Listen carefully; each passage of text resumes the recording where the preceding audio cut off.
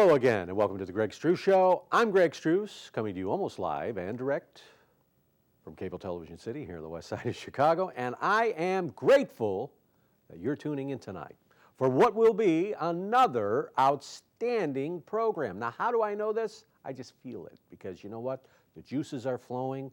Lee and I had a very fiery conversation. We were talking about some things that were going on in the news, and of course, things that are happening here at Cable Television City in the west side of Chicago. And once again, thanks for joining us. You know, I've been watching the news, and I've been listening to certain things that apply obviously to addiction and recovery, all right? And then, of course, trying to make sense of what is happening. Now, we hear a lot of talk about the impeachment right now. I want to kind of stay away from that. We hear about a special prosecutor who donated money to Kim Foxx's election campaign when she was elected state's attorney for Cook County. Is that correct? Is she state's attorney for Cook County? Help me out here. I'm kind of having a brain thing. And recently happened to attend a luncheon for Tina Chen, who was Michelle Obama's chief of staff and also the person that made a phone call on behalf of Jussie Smollett's family to Ms. Fox. But yet, when the press asked Ms. Fox, you know, if she made the right decision and everything else, she's still not accepting responsibility. So the reason why I'm talking about the impeachment, which is about pro se quo, right? You scratch my back, I scratch yours. There's a double standard going on. There's a double standard that happened, but yet it's okay for a certain group of people, but not for the President of the United States, even though everybody has done it. Joe Biden, his son is basically, I'm trying to put it in terms that we can say on television or in the media. He's basically an F-up. That's what I'm reading about this guy, okay? He's had some issues in his past, okay, with substance abuse. I don't know if he's had legal issues, but I think I also read somewhere where he was having an affair with his brother's wife. His brother passed away, so now I think he's with his brother's wife or something like that. Well, Uncle Joe Biden, when he was vice president of the United States, made a phone call similar to the one that President Trump is being accused of, and wanted a special prosecutor fired, or they weren't going to get, I don't know, $800 million in aid or something. But this is all quiet, okay? Because it's all quiet.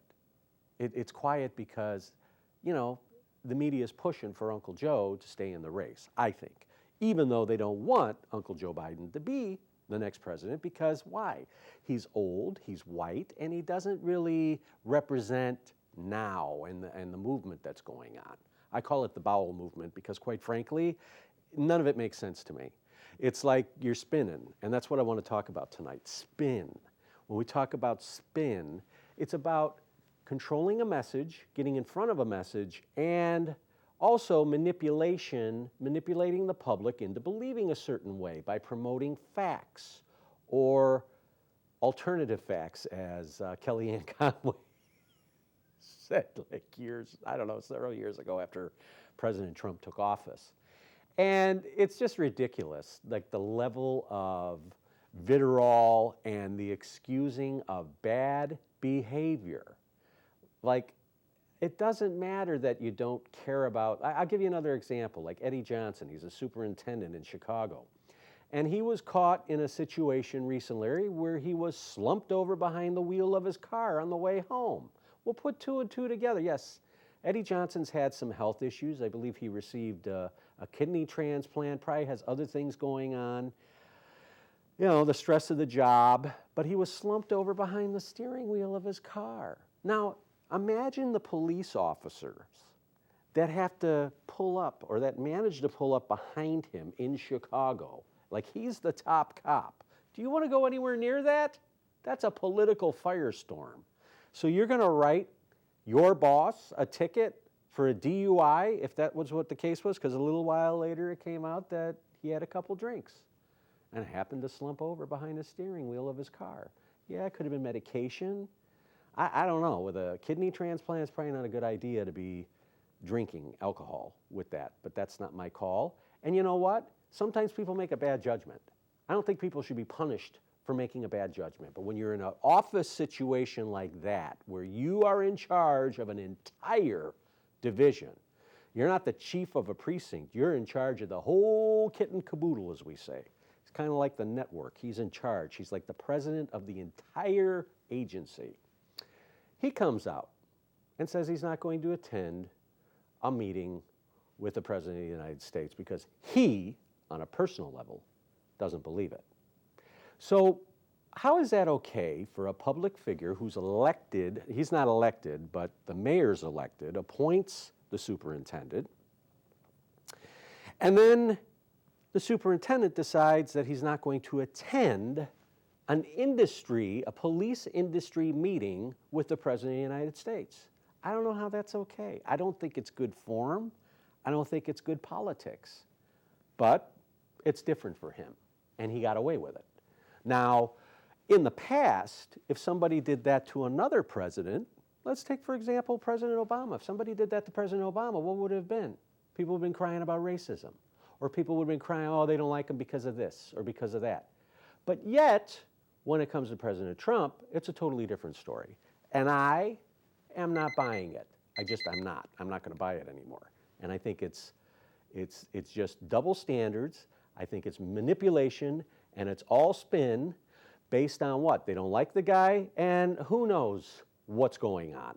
I'm not here to take one side or the other. I'm here to present what I'm seeing, okay? And then kind of coming up with some solutions here as to what I would do differently if I were in this situation. So tonight we're going to talk about spin, manipulation. We're going to be talking about Eddie Johnson and his recent announcement that he may be retiring come April if he's able to survive this. And of course the Chicago Teachers Union, which is now nothing but a political movement. And this is the problem. It's like, I really feel that when a teacher teaches a political belief, their personal political belief should stop at the door. Teach the material based on what's in the itinerary or what's in the classroom plan, and not pushing a political belief or a political agenda. And it's going on more and more. And now that we're seeing, and again, we're going to talk a little bit about the spin as it comes to this as well. The Chicago Teachers Union, Kim Foxx, and Eddie Johnson, all on The Greg Struss Show tonight. I'm Greg. This is The Greg Struss Show. Thank you for joining us. We are reinventing community television here from the west side of Chicago, and we'll be back in just a moment.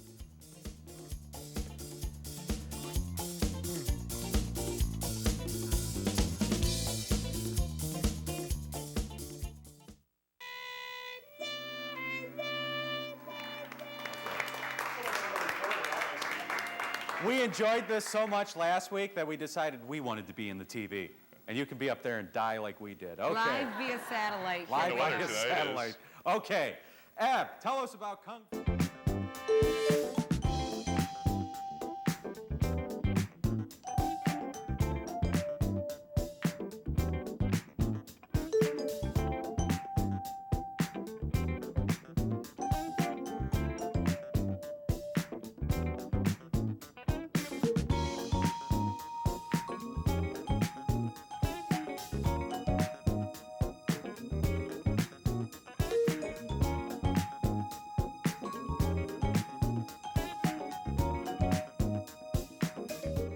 We have returned here on The Greg Struss Show. I'm Greg Struss, and trying to make sense of some things that have been coming up in the news here locally in the Chicagoland area, and of course nationally, as it applies to spin, and of course in addiction and recovery. Now, when we talk about addiction, we're talking about people that have an issue with substance. Now, that can be drinking, could be drugging, could be internet porn, could be shopping, could be credit cards, could be sexting.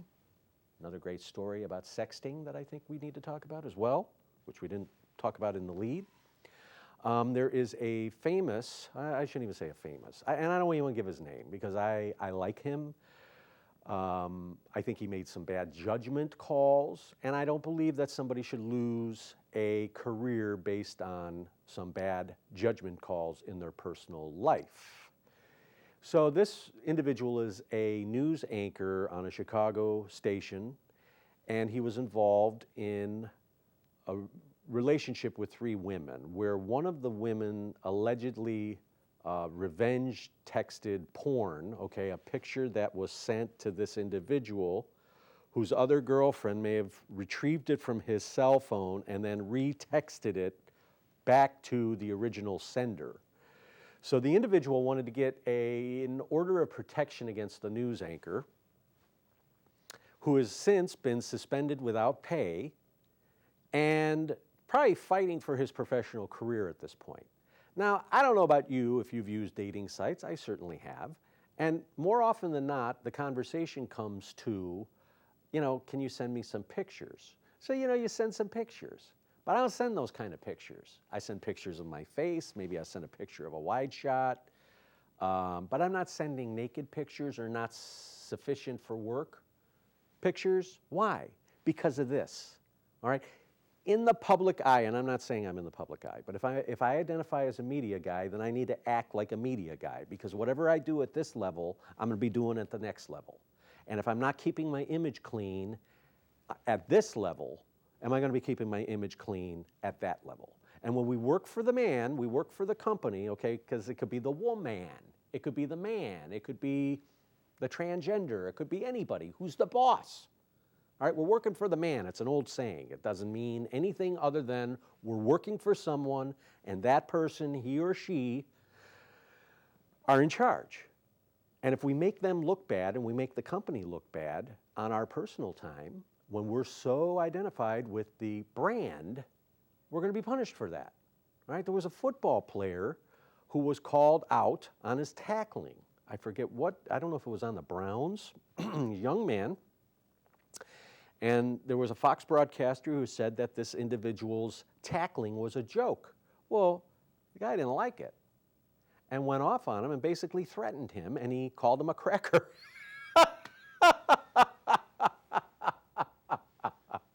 Now, someone calls me a cracker, I laugh. Someone uses another word to identify people, they get all, everybody gets so upset. But I consider the source. They fired him. And you know what? They should have fired him. And it sets a precedent because, why? He acted out in an inappropriate manner during a game in his uniform and represented the company while he was doing it. So this kind of unfolded, and they ended up firing him. They kept him outside of the press room during things so he couldn't do any more damage, and in the next day, I never saw anything so quick. Now, could you imagine if something like this happened to Colin Kaepernick when he started all of this protesting? And see, that's what's going on. I think a lot of times people get into a position of power or think they're in a position of power. Why? Because they're performing whatever they do, whatever that job function is, to a large segment of society or a big number of people that they may be able to affect with their personal belief system. Some things great, but you know what? It needs to come off of the field, and it needs to come off of the of when I'm being paid. All right, if it's highly offensive to some people, then chances are likely I shouldn't be doing it at all, regardless of my personal beliefs. Because you know what? Sometimes personal beliefs don't go with the job I'm being paid for. And hence the problem of doing the deal with the devil. Because you don't get to do anything you want when you're getting paid large sums of money. And I've never been in that situation before, but I have a feeling that if I was in that situation, I'd have the right people around me advising me not to say something because, look, it's detrimental to your brand. And it's detrimental to the people that are employing you for the job that you're supposed to be doing. So I would stay out of this argument. It's not good for us on a business level. So let's bring it back to this news anchor who is suspended indefinitely because of an action. Now, so anyway, he was involved with someone, and once he found out she was married, they had met up, hooked up at a hotel, at a Hilton. Again, that's not something I think I would be doing if I was on television in a high-profile job. Why? Because it attracts the wrong kind of attention. And you never know who's working at the desk and what contacts they have in the media. Like, oh my gosh, you never believe this person just walked in with so-and-so. You want to keep that image clean. And this guy, he's kind of got a choir boy image. I don't know about now, but if I were advising him right now, this is what I would say. I'd say go radio silent, you say nothing until it's time to talk with your employer, and then admit that you have an addiction of some kind, because that's what it is. You know, I've been drinking too much, I've been doing something, because something's going on. Something's affecting the decision making. And then when I admit to it, one, I save my job through personal accountability. At least I have a 50-50 shot of saying, look, I have a problem. And I don't think you can get fired when you admit that you have a problem.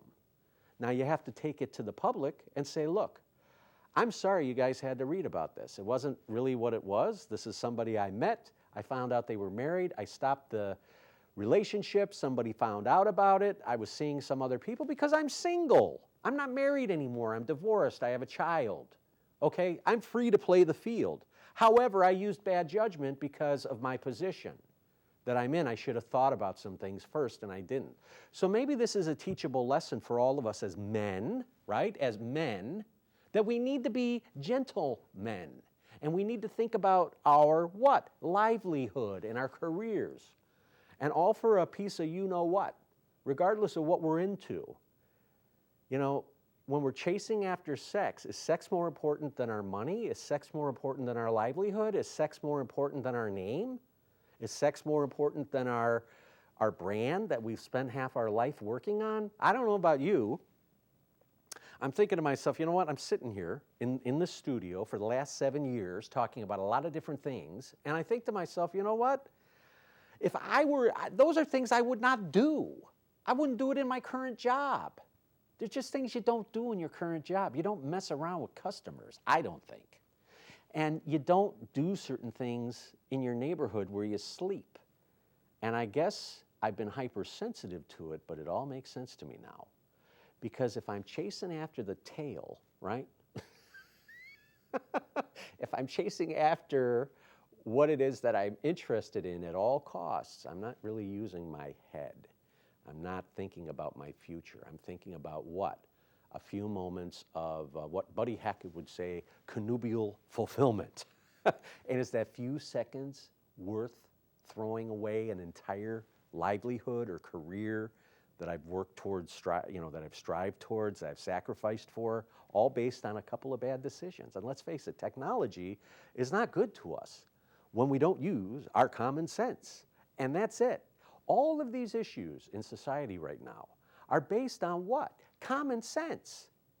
And yet, you know, it's easier to blame the president and his vitriol and his hatred for everybody than to accept personal accountability and responsibility.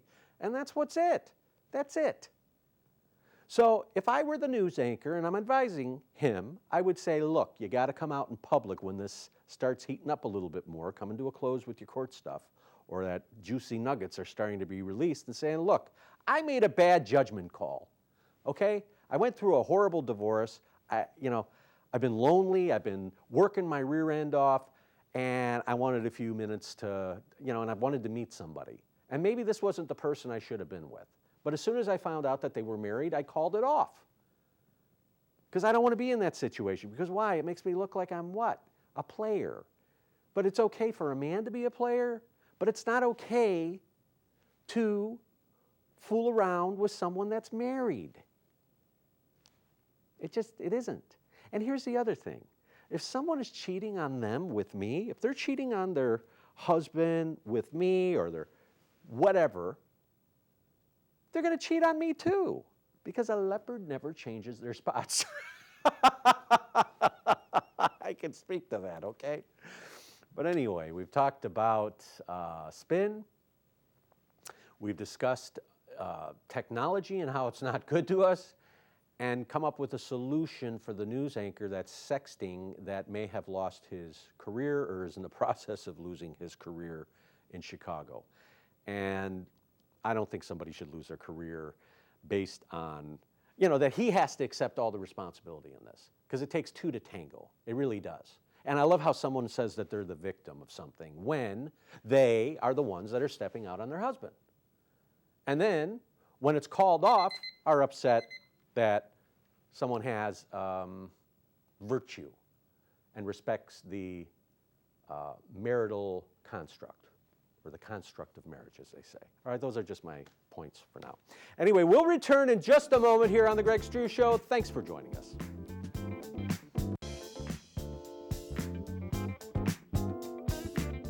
We're at Pelega Prosthetics Incorporated here in GR, Easttown actually, and we're talking with Tom about prosthetics. Why should people, well, first of all, let's talk about what prosthetics are. Prosthetics are artificial limbs. Can be also a hip internally, but in our business it's artificial limbs, which we make below knee legs, above knee legs, arms, whatever. Would you like a towel to dry your face Yes, up? I would. This is Tom. Spell your last name one more time. P-O-L-E-G-A. Okay, Pelega. Isn't that funny? Leg, leg. Isn't that strange?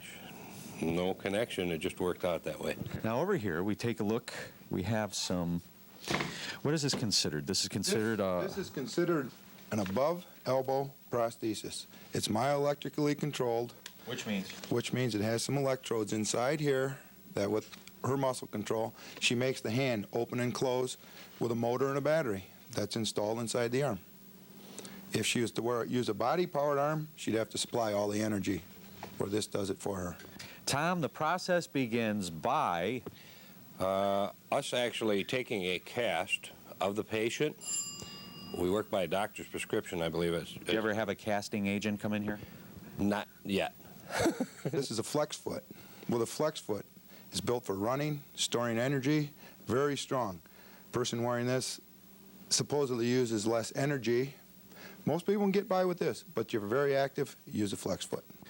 We wrap a plaster of Paris cast on the patient's stump, the remaining portion of the arm or leg that has been amputated. Take it off, remove that from them within 5 minutes. I was going to ask you plaster of Paris. Why do they call it Paris? I don't know. The rubber bands close it, and the rubber bands provide the power. Each rubber band provides approximately 1 pound of pressure. So can you box and you got a real mean right hook? Well, if you do, you might get in some big trouble because it can make some blood on somebody.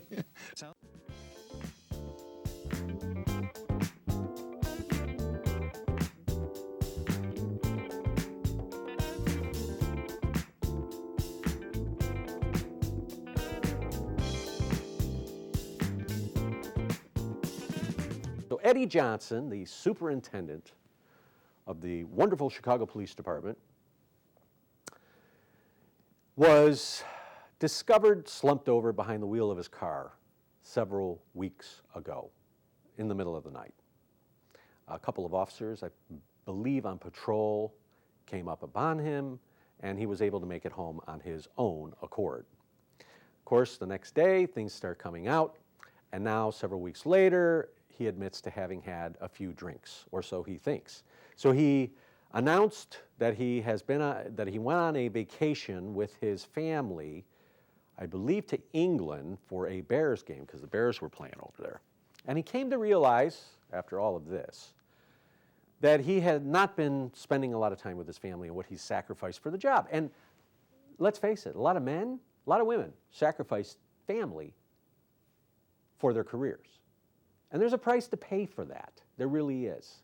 I remember when a police officer who later became chief of police at the department where I worked was telling me, you know what, my girls are all grown up now. And do you know how much I missed because of what I gave to this department? I can never have that time back. Doesn't matter. I got to be what I wanted to be. I got to where I am. But I asked myself if it's worth it.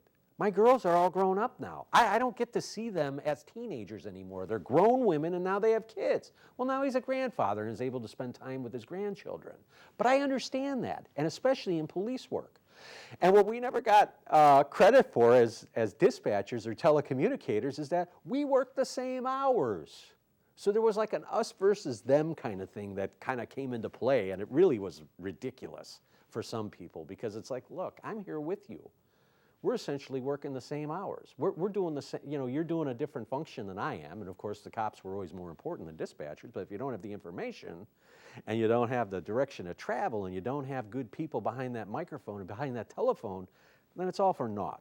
So everybody's part of the same team. That's what my belief was. But you had your few officers that always wanted to make their cocky comments on, that you're not worth anything or whatever. And I just, sometimes it really irritated me, especially when I had been working a lot of hours. But the point is that Eddie Johnson has made a sacrifice for his career. It was a choice, yes.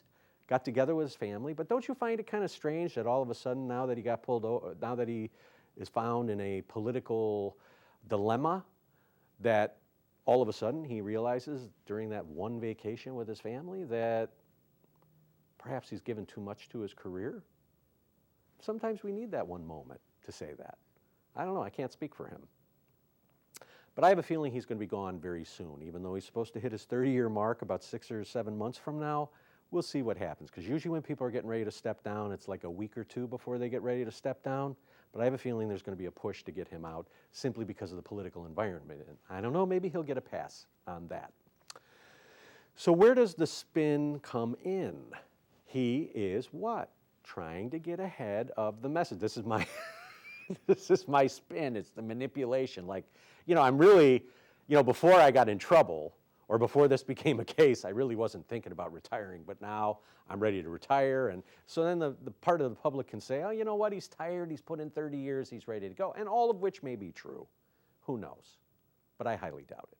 I think something's pushing him to do this, and it may be the mayor. I don't know, something was crawling over here. Maybe Mayor Lightfoot, maybe the rank and file, based on the fact of what he said about the president. I know one of the FOP lodges said that they gave him a no confidence vote, but that's not the FOP itself, it's the lodge where the officers go. So basically a number of their rank and file said, we're not voting confidence for Superintendent Johnson, and that's too bad. Again, bad judgment, one time, I don't think should be the end of a career. I don't. Unless, of course, he was hard on other people that did the same thing. But we never seem to see that going through. So I mentioned about Kim Foxx and Tina Che and the double standard there. I want you to just pay attention to the news as that starts coming by. And Dan Webb, who's the special prosecutor, who's still on the case investigating Kim Foxx, whom he donated $1,000 to for her election campaign. This was when she was elected. Now she's up for re-election next year, so it's going to be interesting what his investigation discovers and the timing of the release of that information if it's right around the election. So it may hurt, may hinder her, but as I've said in the past, it all comes out in the wash, and what doesn't come out in the wash will come out in the rinse. I guarantee you on that one. Anyway, you can watch the Greg Struss Show here on YouTube.com and, of course, on Xfinity Comcast every Wednesday night at 8 o'clock. I appreciate you tuning in. Of course, dropping us a message every once in a while. And, of course, if you have any questions on some of the things we talk about here or any comments, please feel free to reach out to us at gstrussman@gmail.com. Greg Struss, thank you for being with us. We'll see you again next time. Goodbye, everybody.